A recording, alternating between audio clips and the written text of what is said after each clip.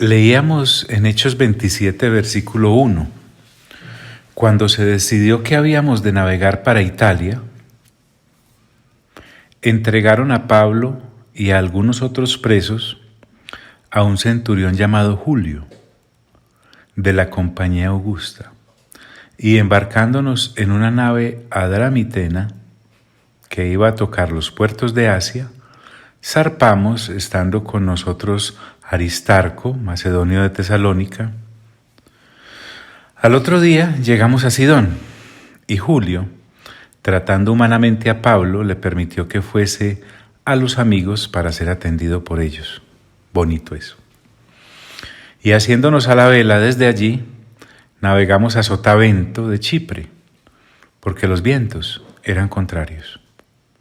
Habiendo atravesado el mar frente a Cilicia y Panfilia, arribamos a Mira, ciudad de Licia, y hallando allí el centurión una nave alejandrina que zarpaba para Italia, nos embarcó en ella, navegando muchos días despacio y llegando a duras penas frente a Egnido, porque nos impedía el viento.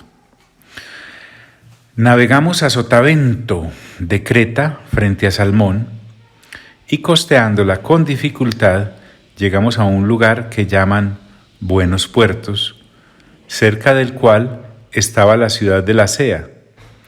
Y habiendo pasado mucho tiempo y siendo ya peligrosa la navegación por haber pasado ya el ayuno, Pablo les amonestaba diciéndoles: varones, veo que la navegación va a ser con perjuicio y mucha pérdida, no solo del cargamento y de la nave, sino también de nuestras personas. Hasta ahí habíamos llegado, haciendo énfasis en lo difícil que eran estas expediciones de viaje. Aun si Pablo fuese preso, acompañado por Lucas y Aristarco, y a pesar de la experiencia de estos expertos en navegación que dirigían la nave, pues vemos que no era como vení, vamos allí para Italia, así de fácil no era. Y lo otro también que enfatizamos es que Pablo da una sugerencia muy respetuosa a Julio acerca de el peligro que se avecinaba. Seguramente no estaba siendo guiado por su experiencia como náutica que tuviese, sino por el sentir, ese sentir que el Espíritu Santo coloca en las personas que habita. Por eso dice: Pablo les amonestaba diciéndoles: varones, veo que la navegación va a ser con perjuicio y mucha pérdida, no solo del cargamento y de la nave, sino también de nuestras personas. El consejo pues fue desechado, dice el versículo 11, pero el centurión daba más crédito al piloto y al patrón de la nave que a lo que Pablo decía.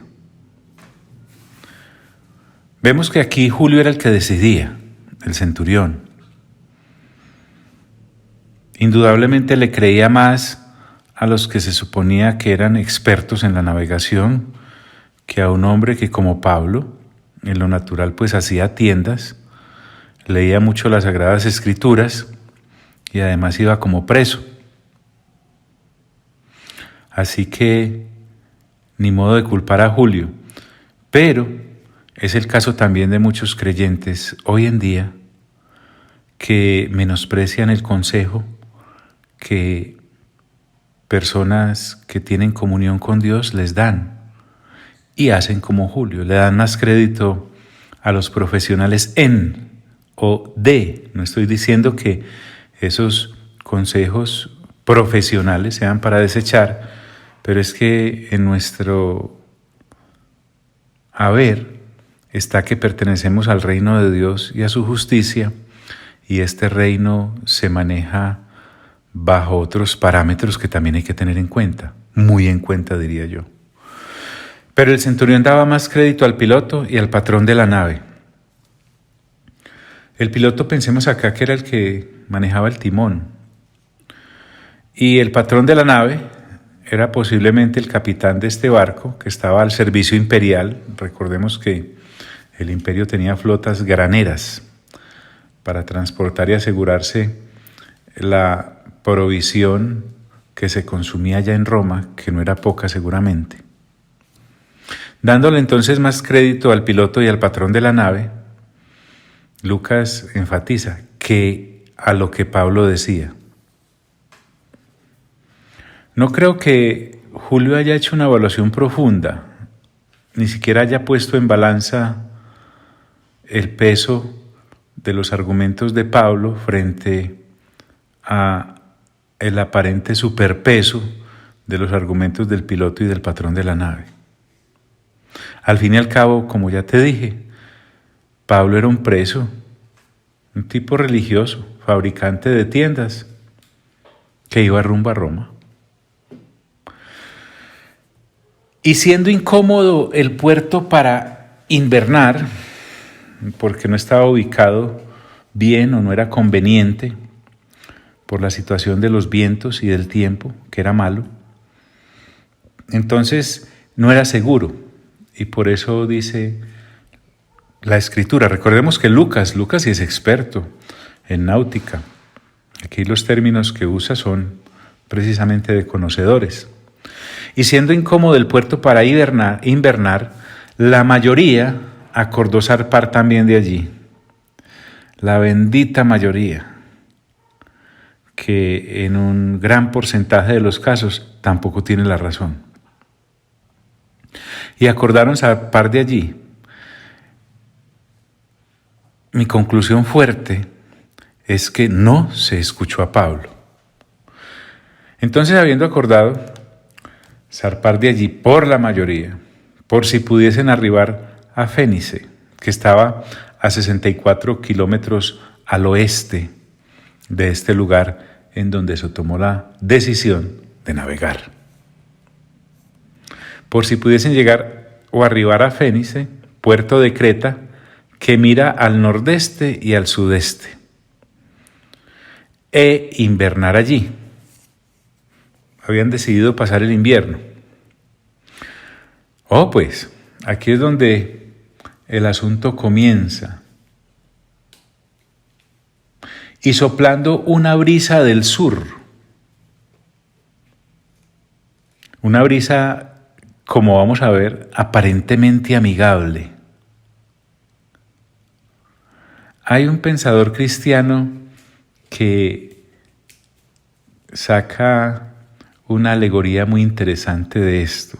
Ralph Earl dice: cuando la juventud es atraída a dejar el puerto seguro del hogar, la iglesia y las normas del Nuevo Testamento en las costas del mar de la vida, por las suaves brisas seductoras del sur de los placeres mundanos, está en peligro de ser atacada por los huracanes para encontrar que sus frágiles barquillas se estrellarán en algún lugar en las costas del mar de la vida. Un poeta. Pero bueno, dejando de lado esta alegoría que me parece hermosa, atengámonos a lo que dice el texto.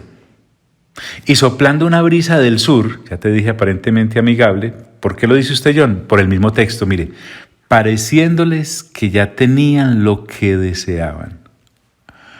Pero ahí, como dicen los mayores, una cosa piensa el burro y otra el que lo arrea. Pareciéndoles que ya tenían lo que deseaban. Sin embargo, recordemos, por favor, que habían pasado por alto el sentir de Pablo. Entonces empezó esa brisita, amigable, aparentemente. Levaron anclas e iban costeando Creta.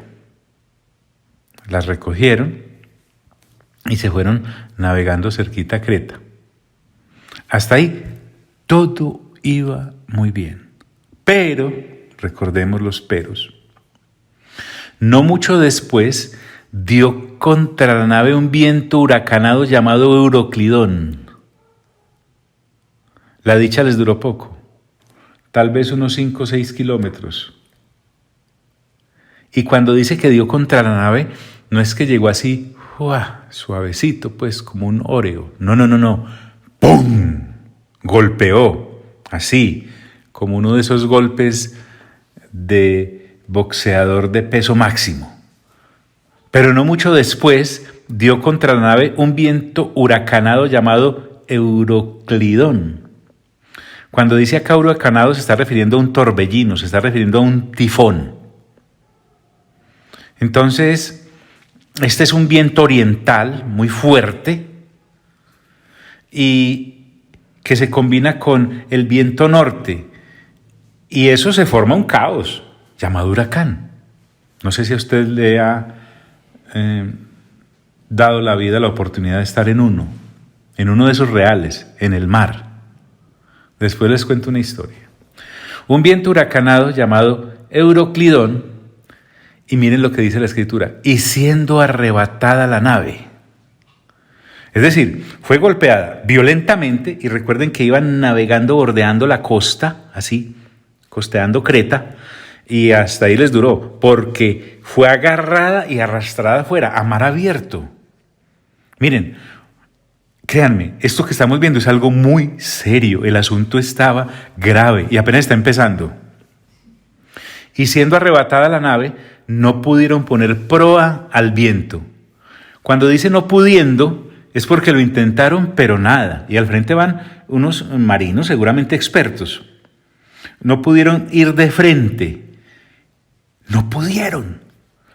Ahora, recuerde, está ahí ese viento fuerte, no es cualquier cosita. Están tratando de controlar la nave, su curso. No pueden. Entonces dice Lucas, y no pudiendo poner proa al viento, nos abandonamos a él y nos dejamos llevar. Se abandonaron al viento porque luchar fue infructuoso. Y cuando dice Lucas y nos dejamos llevar, es muy diplomático. La real situación es que se los llevó. Fuimos llevados, sería el término allí. Y habiendo corrido a sotavento, otra vez contra el viento, tratando de hacer el zigzag aquel, y habiendo corrido a sotavento de una pequeña isla llamada Clauda, oiga pues, que está a unos 40 kilómetros de Buenos Puertos, de donde habían salido. Imagínate ser arrastrado 40 kilómetros sin control. Solo piénsalo, por favor, piénsalo. Vuelvo y te digo, puedo sentir la brisa fuerte en mi rostro, puedo sentir el mar picado, puedo sentir que estoy completamente húmedo. Y créanme, lleno de terror. De una pequeña isla llamada Clauda. Y dice Lucas, con dificultad pudimos recoger el esquife. Ese pudimos incluye a todos los que están en la nave, no solamente al personal encargado de dirigirla. El esquife es un pequeño barquito que va remolcado por la nave grande, que si se quedaba así, suelto, solo sostenido por la cuerda que los unía, podía golpear contra la popa y poner en peligro la nave. A eso es lo que se refiere. Con dificultad pudimos recoger el esquife. Y además, pues servía como barca de evacuación en cualquier peligro. Y una vez subido a bordo, o sea, lo lograron, después de mucho esfuerzo, subir el barquito aquel, al barco grande, usaron de refuerzos para ceñir la nave. Bueno, por favor, no se me distraiga, la situación está grave. Usaron de refuerzos para ceñir la nave, posiblemente sogas. Y ceñir la nave es un término que consiste en pasar sogas o cables alrededor del casco. Ramsay, un experto en estos temas, dice: todo barco antiguo con una gran vela estaba expuesto al peligro extremo de un ventarrón tal como el que sopló sobre este barco. El esfuerzo de la gran vela sobre el único mástil, que a veces era más largo que el mismo barco, era un peso que el casco podía soportar a duras penas. Así que la nave estaba expuesta a un riesgo que en la actualidad no tienen que temer los barcos modernos. de irse a pique en el mar abierto porque esa situación ya fue solucionada, pero en aquella época no. Cierro las comillas. Usaron de refuerzos para ceñir la nave. A todas estas el viento no ha cesado. A todas estas las olas están encrespadas. A todas estas el barco está fuera de control, están abandonados a lo que el mar quiere hacer con ellos. Usaron de refuerzos para ceñir la nave y teniendo temor de dar en la sirte, es decir, de encallar, porque vamos a ver que sirte acá, S-I-R-T-E, son bancos de arena que están en las costas de África al oeste de Cirene. Son dos. Está la Sirte mayor y la Sirte menor. Esta es la Sirte mayor contra la que posiblemente podían encallar. Y teniendo temor de dar en la Sirte, arriaron las velas y quedaron a la deriva. ¿En qué consiste este procedimiento? O sea, si usted no quiere aprender de esto o profundizar en ello, espere el próximo envío. Smith, que es un experto en este asunto de arriaron las velas y quedaron a la deriva, dice que consistía en bajar la vela mayor para poder usar el timón efectivamente y dirigir la nave hacia el occidente para evitar que fuese impelida hacia el sudeste y entonces encallar sobre los bancos de arena africanos, a los cuales hice referencia, que llamaban Sirte. Y para eso necesitaban desplegar una velita más pequeña que la usaban en las tormentas. Pero sin embargo, Lucas nos dice, y quedaron a la deriva. Fueron arrastrados por la tormenta. Yo quiero que hagas eco conmigo de lo que Pablo dijo en su momento por allá en el versículo 9. Cosa que no le hicieron caso a Pablo. Fue menospreciado el consejo del hombre de Dios. Entonces, necesitamos entender que Él les dijo, veo que la navegación va a ser con perjuicio y mucha pérdida, no solamente del cargamento y de la nave, sino también de nuestras personas. Lo que fue un consejo que menospreciaron se acaba de convertir en una profecía cumplida. Y cuando uno cree que la cosa está mal, tranquilos, puede volverse peor. Porque ya están a la deriva, no tienen control sobre la nave. Y miren lo que trae el versículo 18. Pero siendo combatidos por una furiosa tempestad. La palabra que usa es combatidos. La situación entonces se agrava. Hay una furiosa tempestad, brava. Y no duró poco. Aquí es que empieza la cosa dura, porque dice, al siguiente día empezaron a lijar. O sea que durante toda la noche estuvieron siendo combatidos por esta furiosa tempestad. Van 24 horas de tempestad. Cuando dice empezaron a lijar, es a aliviar las cargas de una embarcación. A eso se refiere, según el diccionario de la Real Academia Española. Y al tercer día, o sea, 1, 2, 3 días de tormenta, con nuestras propias manos, o sea, todos, arrojamos los aparejos de la nave. ¿En qué consisten los aparejos de la nave? Que uno empieza a tirar por la borda lo que más necesita. En este caso, dice Smith, consistían estos aparejos en las velas mayores y el inmenso mástil tan largo como la nave. Arrojamos los aparejos de la nave. La situación está delicada, extremadamente delicada. A estas ya deben estar retumbando en la mente de Julio, del piloto y del patrón de la nave, las palabras de Pablo. No conviene que salgamos de este puerto, va a ser para riesgo, va a ser para pérdida de las mercancías, el mismo barco y nosotros mismos. Bueno, aquí empiezan las pérdidas. Arrojamos los aparejos de la nave. Y aquí viene.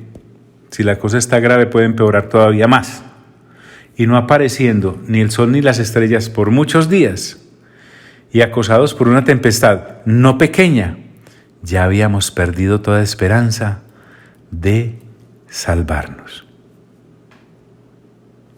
No aparecieron ni las estrellas ni el sol. Literal oscuridad. Así fuese de día, estaba oscuro. Cuando no hay ni sol ni estrellas, pues uno podría decir, ¿cuál es el problema?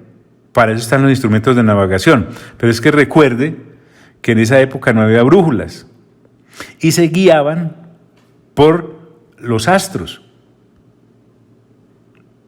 para dirigir la nave. Entonces no tenían tampoco guía.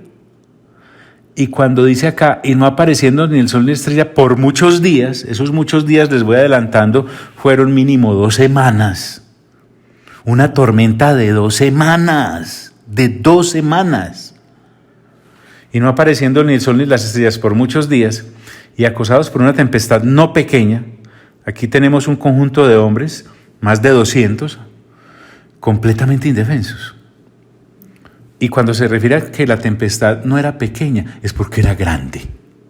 Lucas quiere que sepamos bien eso. Ya habíamos perdido toda esperanza de salvarnos. Lucas se incluye. Cuando uno pierde toda esperanza de salvarse, es decir, esta tripulación estaba humanamente sin salida.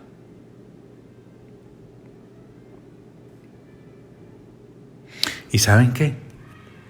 Viene algo a surgir y dice, entonces Pablo, como hacía ya mucho que no comíamos, puesto en pie en medio de ellos, dijo.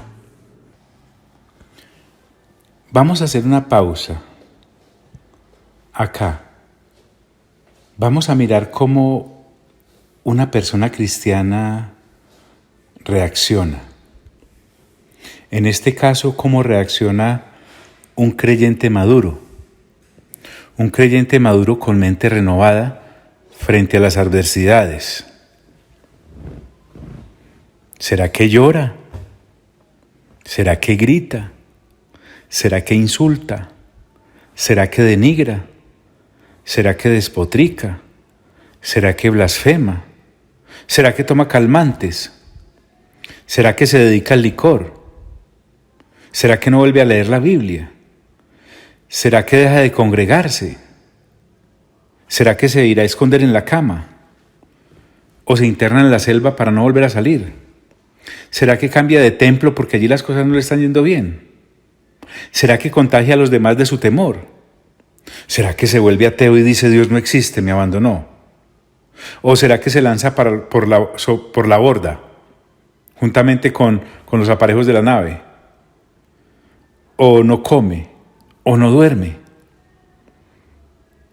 Escuche, en las situaciones aciagas es donde se sabe de qué está hecho un cristiano.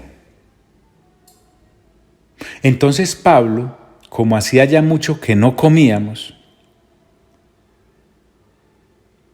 tal era la tensión de todos en la nave, y eso que estaban sentados sobre el trigo, comida tenían, pero es que no había apetito. ¿Cómo reacciona Pablo, el creyente que nos avisó allá en versículos anteriores que no navegáramos? Dice, puesto en pie en medio de ellos. ¿En medio de quiénes? Pues del centurión, del piloto, de los marineros, de los presos, de los discípulos que estaban allí. Habría sido, por cierto, conveniente. En otras palabras, se lo dije. Habría sido, por cierto, conveniente, oh varones, haberme oído. Se los dije. Y no zarpar de Creta. Es que allí en Creta estaban en buenos puertos. Se habrían evitado todo esto. tan solo para recibir este perjuicio y pérdida. Es decir, nos habríamos salvado de este daño. Se los dije. Pero ahora os exhorto a tener buen ánimo. Mira qué interesante. Pablo no se enojó. Pablo no se quedó callado. Pablo no se alegró por el fracaso de aquellos que no siguieron su consejo. No. Mal haría. Más bien exhortó. Exhortar acá es aconsejar o animar. Noten que hay firmeza, pero es dulce. Hay una dulce firmeza. Pero ahora os exhorto a tener buen ánimo, es decir, a cambiar de actitud. Es un buen ánimo que no se basa sobre las fortalezas humanas, sobre sus fuerzas, o del pensamiento positivo de los aguerridos y empoderados e invencibles hombres. No, recordemos que ya estaban dados a la pena. Aquí Pablo hace algo que debemos imitar. Muchas personas puede que menosprecien tus consejos, a pesar de lo acertados, o no tengan en cuenta tu dignidad como persona de Dios. Y entonces, por haber dejado de lado lo que les dijiste, van a sufrir perjuicios. Pero Pablo nos enseña que así estos daños vengan y ocurran, aún es posible darle ánimo a las personas. Por eso él les dice, pero ahora os exhorto a tener buen ánimo, pues no habrá ninguna pérdida de vida entre nosotros. ¡Wow! Pablo acá comienza a hablarles de las cosas que sí se van a salvar. Pues no habrá ninguna pérdida de vida entre vosotros. Les está diciendo, ninguno de ustedes se va a morir. Ahora, yo puedo notar, al igual que tú, que Pablo es la persona más serena que hay en esta embarcación, en esta nave. Les dice, pues no habrá ninguna pérdida de vida entre vosotros, sino solamente de la nave. Así como empezó a hablarles para animarlos de que se iban a salvar sus vidas, ahora no les niega la realidad de lo que va a ocurrir con el resto, sino solamente de la nave. Termina entonces con lo que se va a perder.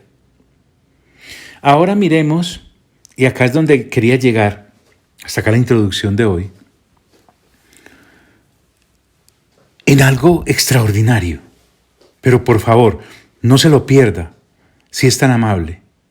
Pablo les dice a estas personas que por tanto tiempo han estado sin comer, en la absoluta oscuridad, sin posibilidad de dirigirse por el sol o por las estrellas, ya no hay aparejos, están abandonados a su suerte, humanamente están perdidos, les dice, porque esta noche ha estado conmigo el ángel del Dios de quien soy y a quien sirvo.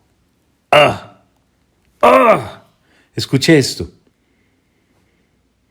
Aquí este por qué es invitándonos a entrar en razón de por qué la certeza con la que está hablando Pablo al decirles que ninguno de ellos va a morir, pero que la nave sí se va a perder. Él les dice, esta noche, Pablo siempre estuvo centrado en su comunión con Dios, pero qué cosa tan maravillosa. Él estaba allí preso, en cadenas, al vaivén de las mismas olas que los otros, salpicado por las mismas olas que mojaban a los otros, viendo los esfuerzos por recuperar el esquife, mirando cómo se lanzaban por la borda los aparejos. Y él les dice, ha estado conmigo, hágame el favor. Porque esta noche ha estado conmigo un ángel del Dios de quien soy y a quien sirvo.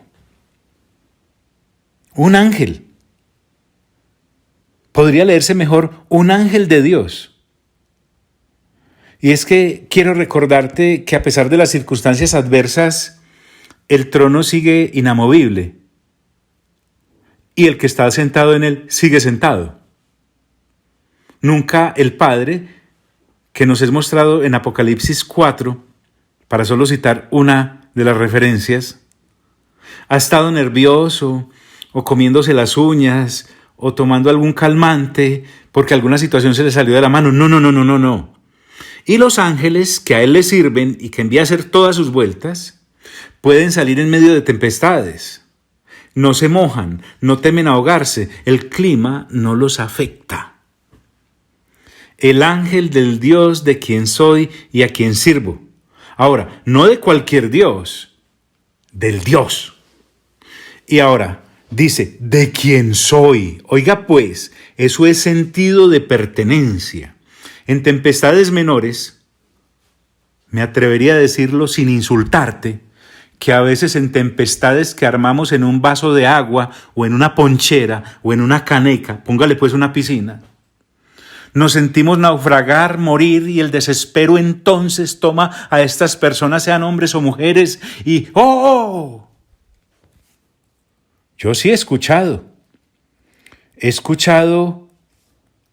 gente que llora por cosas más pequeñas, que grita, que insulta, que denigra, que despotrica, que blasfema, que toma calmantes, que se dedica al licor, que no vuelve a leer la Biblia, que deja de congregarse, que se esconde en la cama, que se interna, que cambia de templo a ver si allá le va mejor, que contagia a los demás de su temor, que se vuelve ateo, que no comen ni duermen. No, Pablo nos enseña hoy cómo es que un hombre, una mujer de Dios debe reaccionar. El ángel del Dios de quien soy y a quien sirvo. Eso es sentido de pertenencia. Él está diciendo, no estoy a la deriva, tengo un amo. Esto no me tomó por sorpresa, tengo un dueño.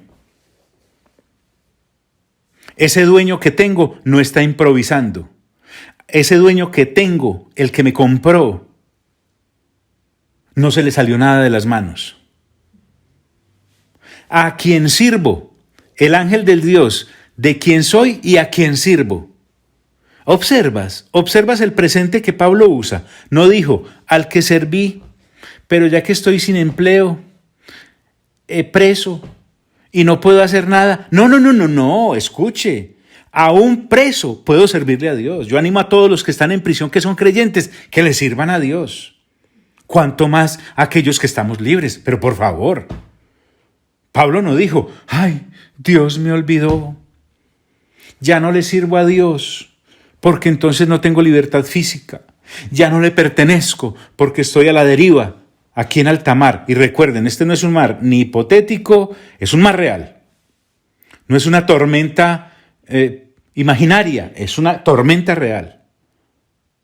El ángel del Dios de quien soy y a quien sirvo. Ahora, ese ángel del cual Pablo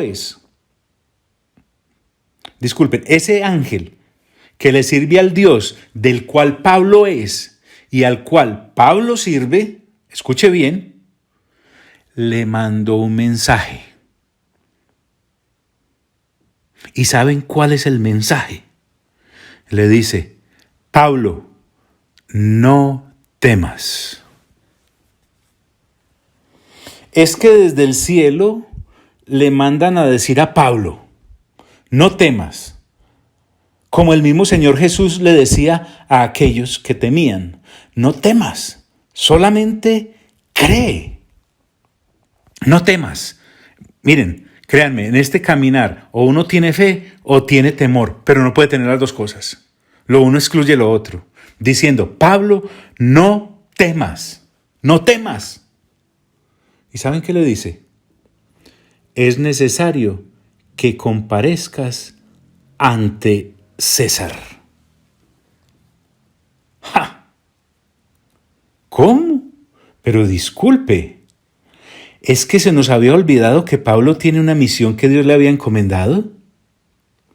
Y no es una misión de ahorita, en medio de este viaje lleno de tempestades.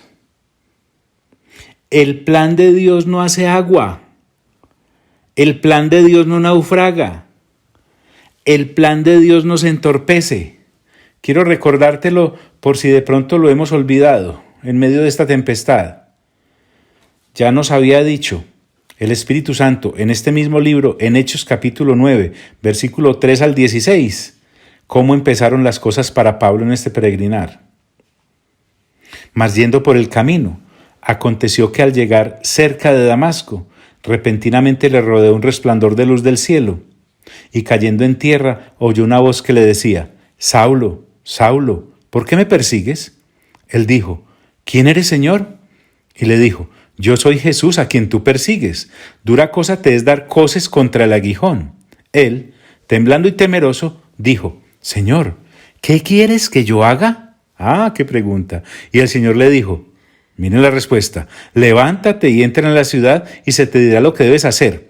Y los hombres que iban con Saulo se pararon atónitos, oyendo a la verdad la voz, mas sin ver a nadie. Entonces Saulo se levantó de tierra y abriendo los ojos no veía a nadie. Así que llevándole por la mano le metieron en Damasco, donde estuvo 3 días sin ver y no comió ni bebió. Había entonces en Damasco un discípulo llamado Ananías, a quien el Señor dijo en visión: Ananías. Y él respondió: heme aquí, Señor. Y el Señor le dijo: levántate y ve a la calle que se llama Derecha, y busca en casa de Judas a uno llamado Saulo de Tarso, porque he aquí, él ora y ha visto en visión a un varón llamado Ananías que entra y le pone las manos encima para que recobre la vista.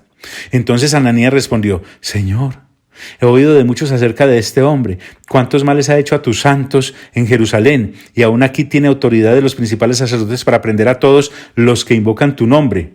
El Señor le dijo: y aquí viene, ve, porque instrumento escogido me es este, para llevar mi nombre en presencia de los gentiles y de reyes y de los hijos de Israel, porque yo le mostraré cuánto le es necesario padecer por mi nombre. Ahí está la misión. El hecho de que el barco estuviese haciendo agua y a punto de naufragar no iba a entorpecer la misión de Saulo, ahora llamado Pablo. Pero es que se la refrenda. Recuerden que también estuvo en una situación muy incómoda en Corinto, allá en el capítulo 18, versículo 9 al 11. Te lo leo. Entonces el Señor dijo a Pablo en visión de noche: no temas. Ahí está otra vez.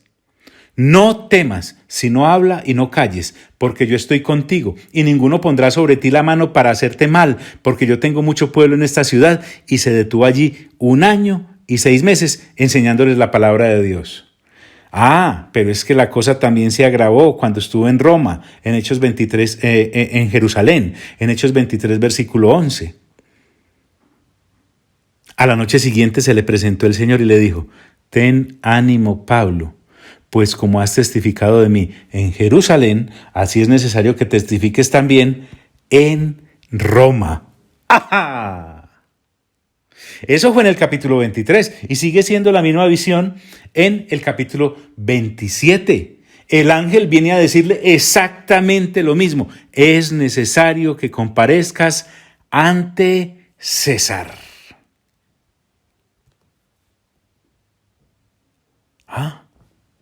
Pero qué cosa tan interesante. Y remata el angelito diciéndole: y aquí Dios te ha concedido todos los que navegan contigo. Todos.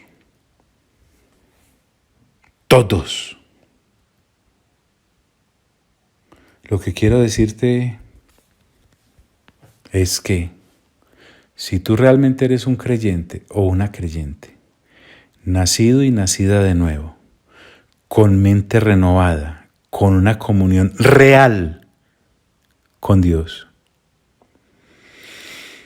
puede caerse el mundo, pero tú cumplirás lo que Dios te mandó a hacer. La invitación entonces es a dejar de reaccionar como si no tuviéramos dueño. Dios es nuestro dueño. A dejar de reaccionar como si no tuviéramos amo. Dios es nuestro amo. A dejar de reaccionar como si todo se hubiese salido de control. A Dios no se le sale nada de control. porque lo que te dice hoy, sea cual sea la situación que estés pasando, y pienso que le estoy hablando a muchos, es: no temas. Es necesario que cumplas la misión que te di. No temas, solamente cree. Y también recordarte que tú tienes un Dios del cual eres y al cual sirves. Punto. Amado Padre Celestial, gracias por tu bendita palabra. Amado Señor Jesús, gracias por tu no temas. Amado Espíritu Santo, gracias por hacer viva y eficaz la palabra que penetra hasta lo profundo de nuestro ser, espíritu, alma y cuerpo, y nos pone derechitos a caminar en lo que tú quieres para nosotros. A ustedes tres, Padre, Hijo y Espíritu Santo, sea toda la gloria, todo el honor y toda la alabanza por los siglos de los siglos de los siglos. Amén.